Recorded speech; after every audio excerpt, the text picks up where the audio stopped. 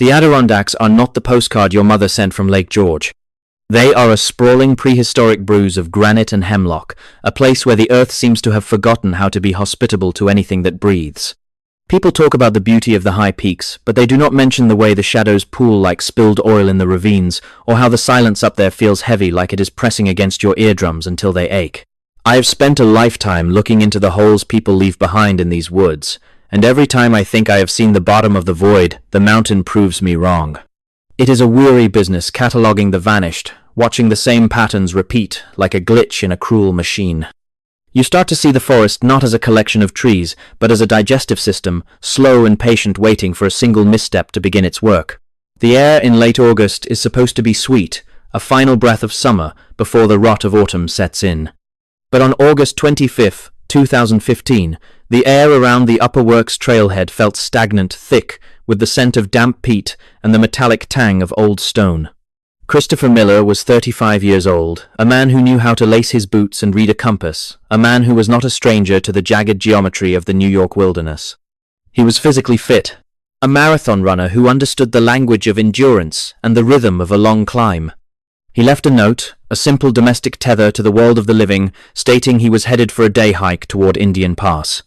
He did not know that he was walking into a geography that does not always respect the laws of physics or the intentions of a map. When you look at the map of Indian Pass, it looks like a rugged but manageable corridor of stone. But when you are on the ground, the perspective shifts into something much more predatory. The boulders are the size of suburban houses, slick with a microscopic film of green slime that makes every footfall a gamble with gravity. The crevices between them are deep enough to swallow a man whole, dark chimneys that lead down into the cold guts of the mountain where the sun never reaches. Christopher was seen by other hikers that morning, a solitary figure moving with purpose, his pack cinched tight, his stride rhythmic. He was exactly where he was supposed to be at exactly the right time until the moment the world decided he no longer belonged in it. There is a specific kind of silence that follows a disappearance in the high peaks, a silence that feels like the woods are holding their breath, waiting for the searchers to give up. By the time the sun dipped behind the jagged spine of the mountains that evening, Christopher had not returned to his car. The Adirondacks at night are a different planet, a place of absolute blackness where the wind howls through the spruce traps like a wounded animal. His family felt the first cold prickle of dread, the kind that starts in the small of the back and moves up the spine. They knew he was prepared, they knew he was strong, but they also knew that the mountain does not care about your resume. A search was initiated, a massive mobilization of forest rangers, state police and volunteers who clawed through the underbrush for days. They moved through the krumholes, those stunted, twisted trees that grow at high altitudes, their branches like wooden claws designed to snag clothing and skin. I have seen hundreds of these searches, and they always follow a grim choreography. The helicopters circle overhead, their rotors thumping like a panicked heart, while the ground crews move in lines, their eyes scanning for anything that does not belong in the chaotic brown and green of the forest. They looked for a scrap of fabric, a boot print in the mud, a candy wrapper, but the woods offered nothing back. It was as if Christopher Miller had simply dissolved into the atmosphere, his molecules scattered by the mountain breeze. The searchers used thermal imaging, hoping to catch the heat signature of a living man huddled in the rocks, but the Adirondack granite holds the cold with a stubborn intensity that masks the warmth of life. The dogs were brought in, those high-strung animals with noses that can find a drop of blood in a hurricane, but they struggled, their ears flat against their heads as they paced nervously, unable to lock onto a scent that should have been everywhere. There is a phenomenon in these cases that I find particularly unsettling, a sort of sensory dead zone where sound and scent seem to vanish. Searchers can be 50 feet away from a person and never hear a scream, never see a signal fire. The terrain of Indian Pass is a labyrinth of acoustic shadows, where a shout can be swallowed by a moss-covered cliff face before it travels 20 yards. As the days stretched into a week, the weather turned as it always does in the high peaks. The sky bruised over with heavy purple clouds that dumped sheets of freezing rain onto the search parties, turning the trails into sluices of grey mud. The hope began to erode, replaced by that heavy, cynical weight that settles over a command post when the mission shifts from rescue to recovery. The search was eventually scaled back, the resources diverted to other tragedies, leaving only a few dedicated rangers and the family to haunt the trails. Then, on September 13th, 19 days after Christopher Miller had walked into the trees, the mountain finally gave him back. His body was found in an area that had been searched multiple times, a spot that the rangers had combed through with a fine tooth comb during the initial frenzy. He was located near the base of a rock slide. a place of shattered stone and bleached wood. But the condition of the discovery defied the simple logic of a fall or a case of exposure. He was found in a position that suggested something other than a tragic accident. His remains settled into the landscape in a way that felt deliberate, almost staged by the elements. When you apply microscopic observation to a scene like that, the details begin to scream. The location where he was found was not particularly remote, yet he had remained invisible to hundreds of eyes and high-tech sensors for nearly 3 weeks. There are reports that his gear was not in the state one would expect for a man who had met a violent end or succumbed to the slow lethargy of hypothermia. In many of these cases, we see what is called paradoxical undressing, where the freezing brain tells the body it is burning up, causing the victim to strip off their clothes. But Christopher was found in a state that did not quite fit that profile, nor did it fit the profile of a man who had simply lost his way. The distance from the trail, the lack of a clear trail of evidence leading to the spot, and the fact that he was found in a previously cleared zone all point to a terrifying possibility. It suggests that the subject was not there when the searchers passed through the first time. It suggests a displacement, a period of time where the individual is somewhere else, somewhere that does not register on our maps or our infrared cameras. This is the dark heart of the missing 411 phenomenon, the idea that there are predatory pockets in our wilderness that can snatch a person out of linear time and space. We see it in the way the dogs react, in the way the weather suddenly turns foul to hamper the search, and in the way the bodies are eventually returned to us in places they should have been found days earlier. Christopher Miller was a man of logic and strength, but logic and strength are no shield against an anomaly that does not play by our rules.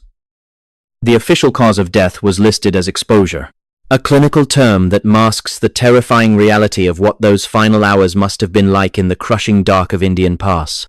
I look at the photos of Christopher and I see a man who expected to come home, a man who had plans for the next day, the next week, the next year. He did not go out there to die. He went out there to live, to breathe the mountain air, and test his muscles against the climb. The Adirondacks took that from him, and they did it with a cold mechanical efficiency that leaves no room for comfort. There are no footprints leading to the body, no signs of a struggle against the environment, just a sudden and absolute cessation of existence. It is the silence of the woods that haunts me the most, the way the hemlocks stand like sentinels over secrets they have no intention of sharing. We are just visitors in these places, tolerated guests, until the moment the mountain decides it is hungry. The case of Christopher Miller is not an isolated incident, but a single stitch in a much larger and more disturbing pattern that spans the entire continent. If you look back to the late 19th century, you find the case of Douglas Legg, an 8-year-old boy who vanished from the Santanoni estate not far from where Christopher disappeared. Thousands of people searched for that boy, including local woodsmen who knew every inch of the Adirondack brush, and they found nothing but a few small footprints that ended abruptly in the middle of a clearing. It is as if the earth itself opened up and swallowed him, leaving only the wind to answer his parents' cries. These cases share a DNA of the impossible, a set of circumstances that defy conventional search and rescue wisdom and leave us staring into the dark. There is a weight to this work, a cynical exhaustion that comes from knowing that as long as people continue to seek solace in the wild will continue to take them. We build our trails, and we mark our maps, but we are only drawing lines over a void that we do not understand. Christopher Miller is gone, and while his body was recovered, the truth of what happened to him during those 19 days remains buried in the granite of Indian Pass. The Adirondacks do not offer closures, only more questions that echo in the empty ravines and the stagnant pools of the high country. Stay on the trail, keep your eyes on the horizon, and never assume that the woods are empty just because you cannot see what is watching you from the shadows. The mountain is still there, patient and old, waiting for the next hiker to step off the map and into the silence. I sit here in a room lit only by the low hum of a computer monitor and the dying glow of a desk lamp. The files on my desk are more than just paper and ink. They are the collected remnants of lives that simply stopped, fragments of stories that refused to reach a satisfying conclusion. Outside the world goes on oblivious to the fact that the borders of our reality are far more porous than we care to admit. We tell ourselves that the wilderness is a playground, a place to find ourselves or to escape the noise of modernity, but the truth is far more predatory. The wilderness is where we go to be forgotten, a vast and indifferent machine made of ancient hunger and unyielding stone. It does not care about your high-end satellite phone or the expensive Gore-Tex boots you strapped on before leaving the trailhead. It is a place of absolute silence, a silence that does not just signify the absence of sound, but the presence of something that has already won. Tonight we are looking back into the maw of the Adirondacks, specifically the jagged, unforgiving throat of Indian Pass. The Adirondack Mountains are not like the Rockies. They do not loom over you with the obvious threat of jagged peaks and thin air. Instead, they wrap around you like a wet woolen blanket, a dense and suffocating green that feels alive in a way that is deeply unsettling. It is a landscape of deceptive complexity where every ridge looks like the last, and the valleys are choked with the decaying remains of 1,000 fallen hemlocks. In Indian Pass, the granite walls rise up hundreds of feet on either side, creating a natural corridor that feels less like a hiking trail and more like a trap designed by a subterranean architect.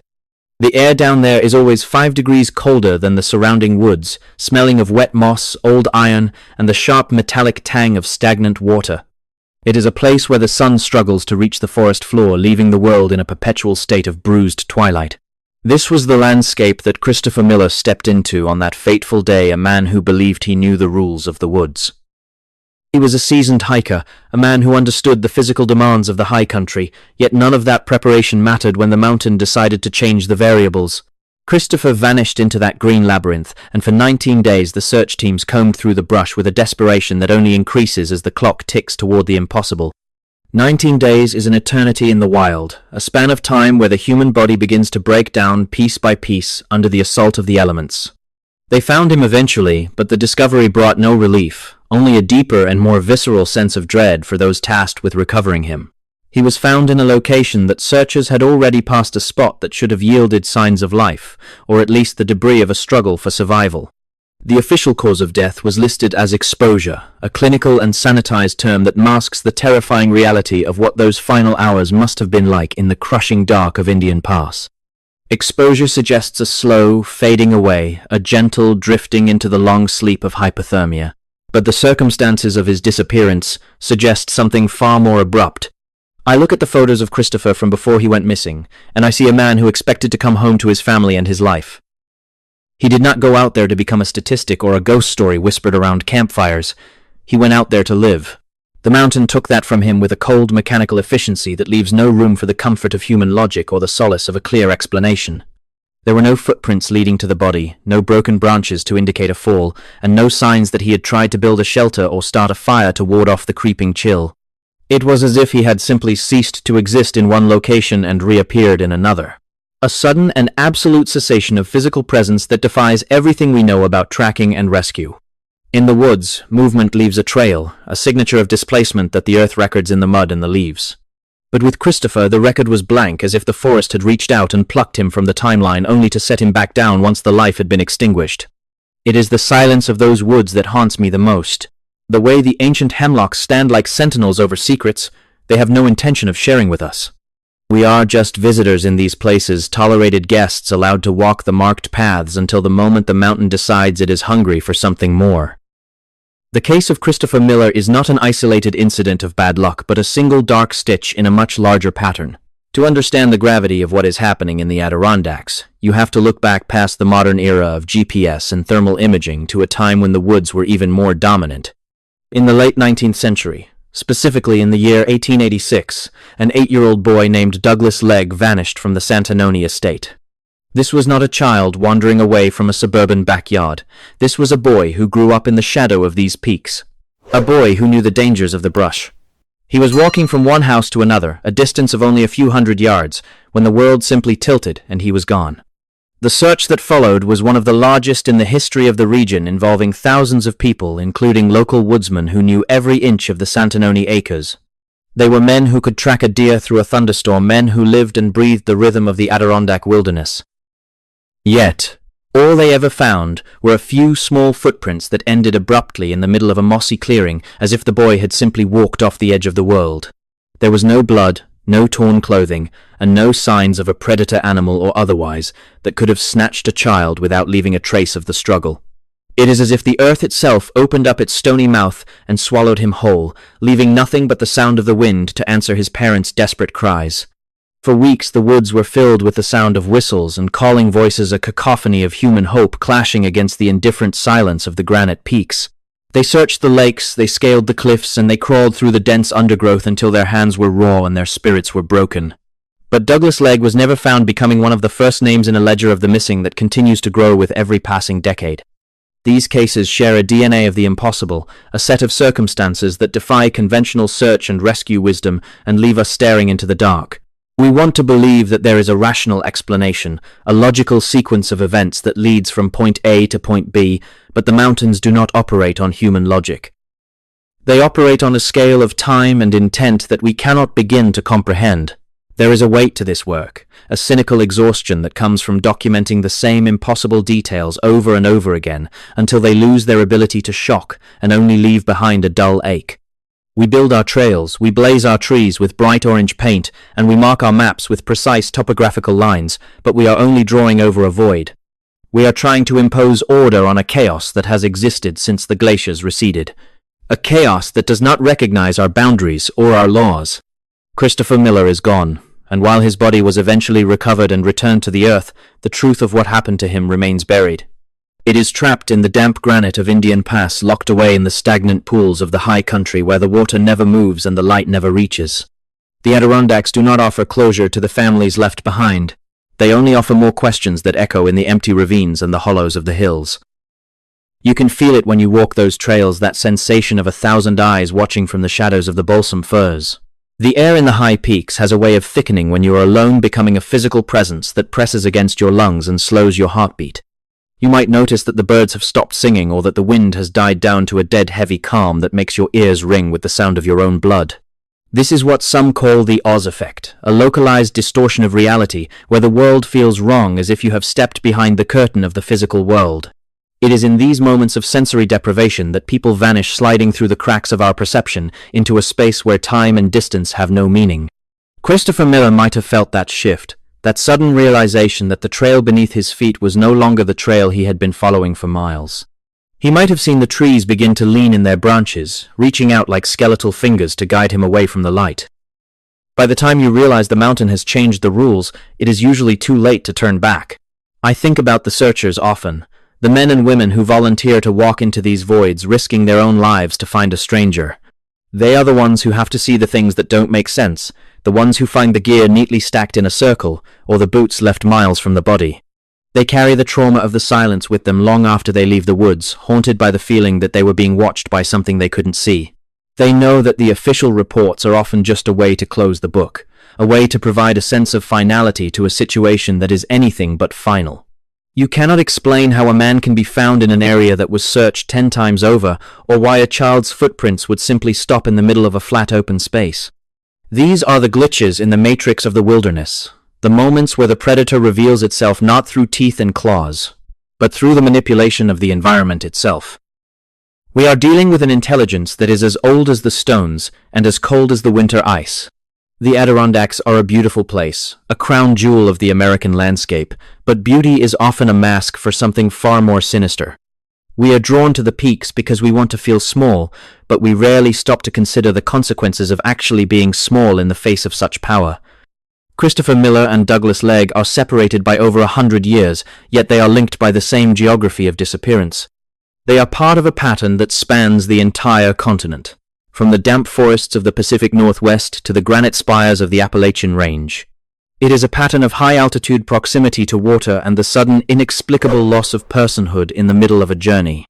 We track these cases because we want to find the common thread, the one piece of evidence that will finally explain the unexplainable. But the more we look, the more we realize that the thread is not a line but a web, and we are the ones caught in it. The investigators who look into these disappearances often find themselves hitting a wall of bureaucratic silence or professional dismissal. It is easier to say someone got lost and died of the cold than it is to admit that we have no idea how they ended up where they did. It is easier to blame the victim for a lack of preparation than to acknowledge that there are forces in the wild that no amount of preparation can overcome. I have seen the way the official stories are constructed, the way the anomalies are smoothed over and the contradictions are ignored to fit a narrative of human error. But the files don't lie, and the photographs of the scenes tell a story that the rangers and the police are often too afraid to voice out loud. They see the fear in the eyes of the survivors, if there are any, and they see the impossible positioning of the dead. There is a reason why some areas of the park are avoided by the locals, places where the history of tragedy is so thick you can taste it in the air. Indian Pass is one of those places, a corridor of shadow, where the weight of the past feels like a physical burden on your shoulders. It is a place that demands respect, Not the performative respect of a tourist, but the primal respect of a creature that knows it is no longer at the top of the food chain. When you walk through that pass, you are walking through a graveyard of forgotten souls, a place where the mountain has claimed its due time and time again. The granite walls do not forget the names of those who have been lost within them, even if the rest of the world has moved on to the next headline. Christopher Miller is a name that will be remembered by those who study the dark corners of the map, a man whose end remains a testament to the mysteries of the high country. We can analyze the weather patterns and the topographical maps all we want, but we will never truly know what he saw in those final moments. We will never know if he was running from something or if he was simply walking toward a destination that doesn't exist in our world. As I sit here, the night is deepening outside my window and I can almost feel the chill of the Adirondack air creeping into the room. It is a reminder that we are never truly safe, that the veneer of civilization is thin and easily pierced by the sharp edges of the natural world. We live our lives in a bubble of light and noise, forgetting that just beyond the glow of our streetlights, the old gods are still waiting.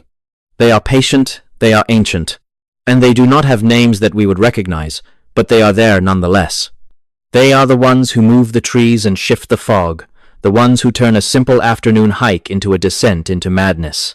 Christopher Miller stepped off the map and into that madness, and the mountain kept the better part of him for itself. The silence that followed his disappearance is a warning to all of us who think we can master the wilderness with our gadgets and our ego. Stay on the trail, they tell you, as if the trail is a magical barrier that the shadows cannot cross. Keep your eyes on the horizon, they say, as if the horizon is a fixed point that cannot be twisted by the mountain's whim. But the truth is that the trail is only a suggestion, and the horizon is a lie told by the light. The woods are never empty, even when you are the only human being for 20 miles, and the shadows are never just the absence of sun. There is something watching from the tree line, something that knows your name and your scent, and the exact moment your strength will fail. It is the mountain itself, a living entity of stone and root, and it is always hungry for the next hiker who thinks they are the master of their own fate. The case of Christopher Miller remains a chilling reminder that we are only guests in the wild, and our stay can be terminated at any moment without warning or reason. As we conclude this investigation into the shadows of Indian Pass, we must recognize that Christopher is not the only soul claimed by the deceptive beauty of the Adirondack peaks. His story mirrors the tragic disappearance of Stephen Thomas in 1976, a young man who went for a run in the High Peaks region and vanished without a single trace despite a massive search effort. It echoes the case of Thomas Messick, an experienced hunter who disappeared in the nearby Lake George area in 2015, leaving behind a group of friends who were only yards away when he vanished into thin air. These men, like Christopher and Douglas, were taken by a landscape that offers no clues and no comfort to those who seek the truth. The mountain remains patient and old, waiting for the next footstep to falter and the next life to be swallowed by the silence. Watch your back, stay close to your companions, and never assume that the woods are empty just because you cannot see what is watching you from the dark.